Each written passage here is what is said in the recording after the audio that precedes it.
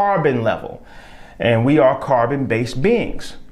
So if you want to say like cures like, okay, we're carbon-based, so we need to have a carbon-based diet and we need to feed our melanin, okay? It slows the aging process. They say black don't crack. Well, yes, it does if you don't feed your melanin. If you live in somewhere, snow and cold and gray skies, gloomy and stuff, black will crack, right? But if you feed your melanin and become a person of the sun, move down to the south and get that radiant raw power, now your black won't crack. You taking care of your melanin. So it's gonna slow the aging process. You're not gonna look 50.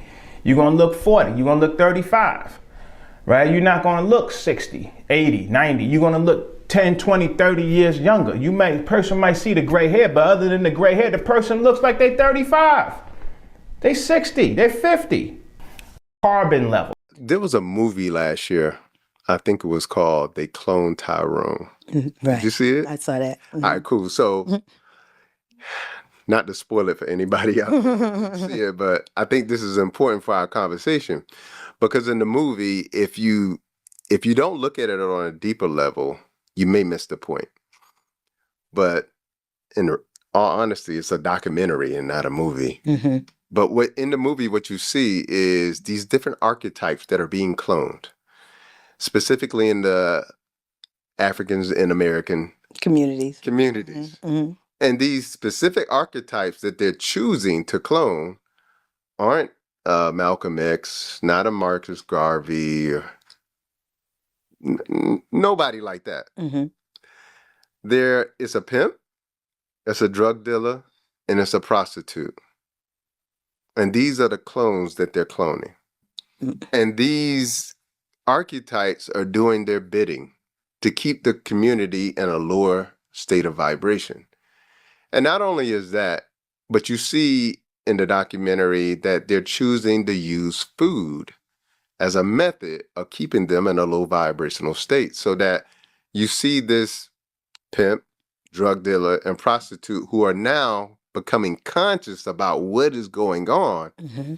And as they're trying to unravel this problem, they sit down with some food, have some chicken, become unconscious, start laughing, and they almost forget about what they're needing to do. Right. In the movie, on one level, it upset me at one point. On one level, it's like, this is a great documentary. I hope that my people see this and they can see how we can stop being these archetypes because we're serving the same system that's creating the boundaries to our unlimited potential. Mm-hmm. And then on one level, it's like, well, this is also part of the prophecy because the devil has to tell you the truth to tell you a lie. Mm-hmm. So they have to almost tell you, like, this is what we're doing. Right. In order to do it.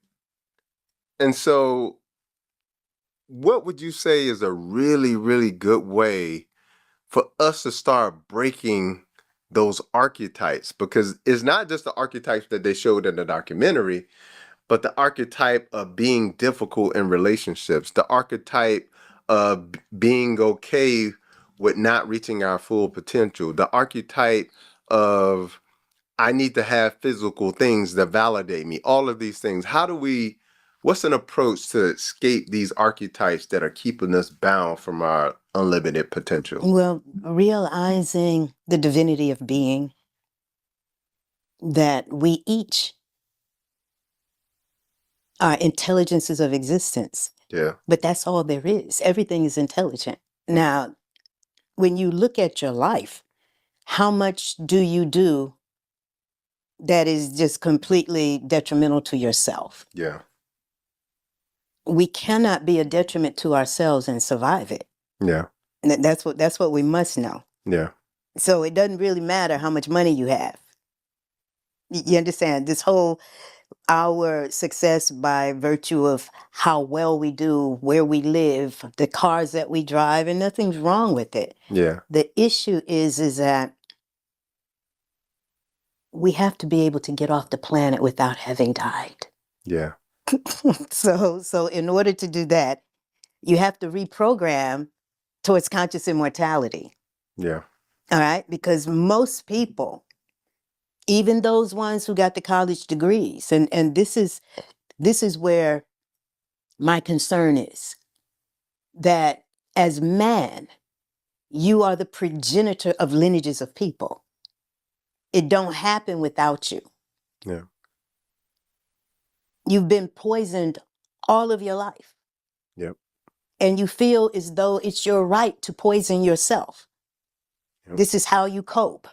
This is how you respond to the disparities. This is how you respond to what y'all calling the white supremacy. I said there is no such thing as white supremacy. What we're seeing is idiocy and stupidity and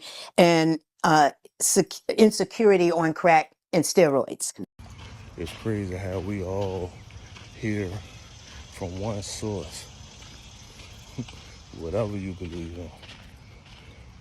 Esoteric knowledge, exoteric knowledge, religion, spirituality, whatever. We all hear from one source.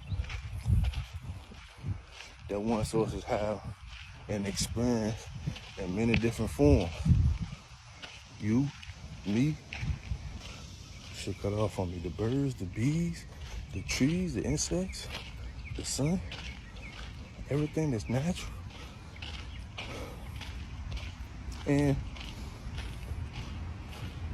we all like a stranger to each other now. Not now. Yeah, now. Now that we're super disconnected from self. We all act like strangers now. That brother might walk past me, that sister, that other being, that other race, that other animal might walk past me hating or scared or whatever. But we all come from the same source. And not even familiar with the source of others that, hey, when I bump into you, I'm just bumping into me. I'm just having a different experience right there. Through that person, through that tree, through that animal, through that atom, that cell.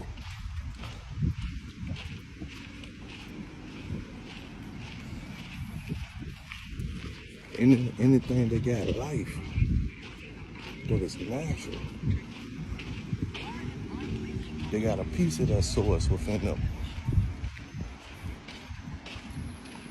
That's just me having a different experience. Through you, them, whatever. Squirrel chasing a nut, nigga trying to get a nut. What's that? That's just you. That's just me and you. But from one, just a different experience.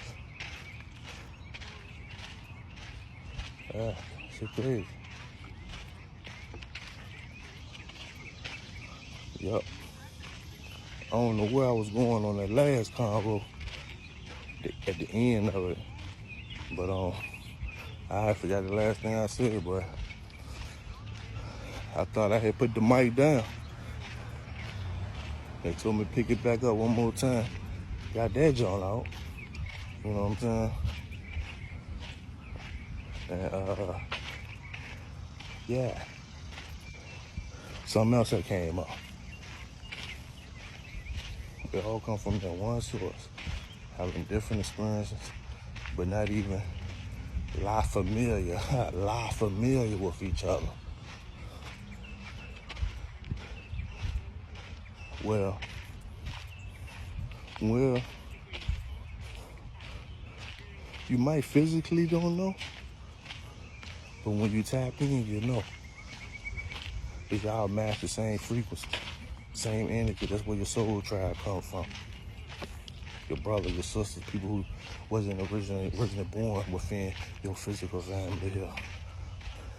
But your soul tribe from somewhere further than this. That's how you connect in with your life family. Frequency. It got nothing to do with the blood. The blood and all that is the physical. But it is a library full of information too, though. That's another channel, frequency, you gotta learn how to tap into. That's why we can transmute. I do remember speaking about that in part 1. But we can transmute it all. That's it, I'm out. Why do white people pay so much attention to black people if they don't like them? You would think if you didn't like something, why would you be paying attention to it? I don't pay attention to things I don't like. What's the answer? The answer is the liar knows what lie he told. You see what I'm saying? So even if I made it deceitful and I made you think that the answer's over here, but the answer is really over here, I'm still gonna be looking over here. Me, the one that tricked, because I know this is the right answer. Black people have lost their identity, but our oppressors have not lost our identity.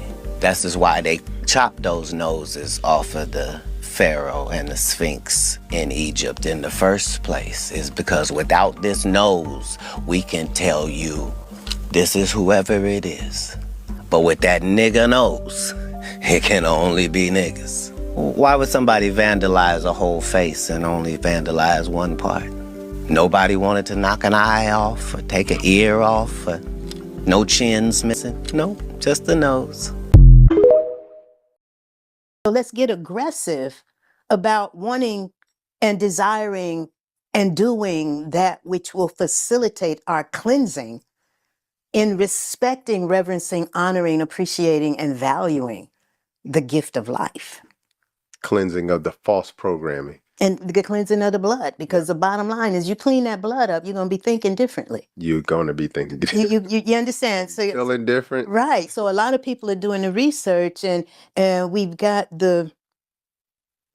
all of the scholars have given their contributions and whatnot. So we think we got to read all of these books. And I'm saying, the intelligence of existence does not need a book to communicate with you. I don't care what book it is. Yeah. You do not have to have a book. You do have to have care. Yeah. You do have to respect and reverence and appreciate and honor being. That's where we are. Yeah. But coming to a point and place where you realize that when food is a tool of oppression, and then the weapons of mass destruction are the tobacco, the Black and Milds, the blunts, the wacky weed, all of this stuff destroying the integrity of your lungs, microdosing with any of the other things. And I'm saying, I don't care what island the plant has come from, where in Central or South America it's coming from, you've been fed with all kinds of garbage. So you're taking it, whether it's the ayahuasca, whether it's the frog venom, whatever y'all doing, your body is not even clean enough. Yeah. So that you can have the fullness of that consciousness expansion. Which is why a lot of people who have ayahuasca and other plant medicines have a bad experience. Because they're right, the body is full of garbage, and it's like there's no shortcut. 3 natural supplements you should take every day for your best health. First, sea moss. It contains 92 of the 102 minerals which boosts energy and immunity. Next, black seed oil, highly potent with countless benefits. Last, burdock root. Dr. Sebi said burdock root would purify the blood and clear the body of toxins. This right here blends all 3 of these wonderful herbs in their purest form, along with ashwagandha to help reduce stress and aids in a slimmer waist. Order now by visiting our TikTok shop below. 3 natural... And not move in one direction that excludes balance. And so what would you say the difference is? Because since we're talking about this on a spiritual level, what would you say the difference is between spirituality and religion? Religion is a binding. It's to bind. It's to cut us off. And what exactly is it cutting? It's cutting. Religion as it has been implemented has been the number one tool of divisiveness. Yeah. right? It's a tool of divisiveness. It is not a necessity. The trees don't have a religion. The birds, the bees, we do not need religion. Religion is neither here nor there. It's a man-made thing. Yes. Okay? Right now, it's more trouble than it's worth in terms of adhering to a religion that has authorized you to be out of alignment with the laws that govern your being. Yeah. Spirituality is just the practice of being. Spirituality is not the end-all, do-all when you are not in light. Everyone is a spirit. The cats have a spirit, the dogs have, everything has spirit. So the practice of being, when you have been filled with toxicity, now we're having to qualify it in the sense that we're in this meeting realm upon the planet where there are those spirits that are in bodies and there are those spirits that have been disembodied. Yeah. Many are not able to see the disembodied spirits. Those spirits are still spirits. Indeed. All right. Now, and they're still practicing the spirituality, but they're disembodied. So what do? They try to influence those who are in bodies to move this way or that way or the other way. When people say, oh, well, spirit told me, and I'm looking at them and I'm trying to figure out, well, what spirits are you talking about? Exactly. How have you tapped in? Where are you tapped in? Now, I've sat with many, many gifted mediums and whatnot who have been trying to turn those gifts off because they were filled with meat, dairy, eggs, chicken, and fish, and garbage, so that they can't tap into the refined or the sublime or the exalted realms to be under the auspices and cultivation of exalted spirits. So spirituality right now is a buzzword. It is not sufficient for really or reorienting us as being intelligences of existence, Gotcha. because we've come from nothing but that. Yeah. We're immersed in nothing but that. But then there is the way that it works as light. Yeah. The light, That can't be packaged into a word. the light is the only sovereignty possible, because the divisiveness, being able to see through, that real eye being activated, the actualization of this is a necessity. It's a necessity. But realizing the divinity of existence and everything is divine. Yeah. We're immersed in it. But being the progression of your lineage and ensuring the progression of your lineages is what we must do to be in a place where we are not participating with the genocide. Absolutely.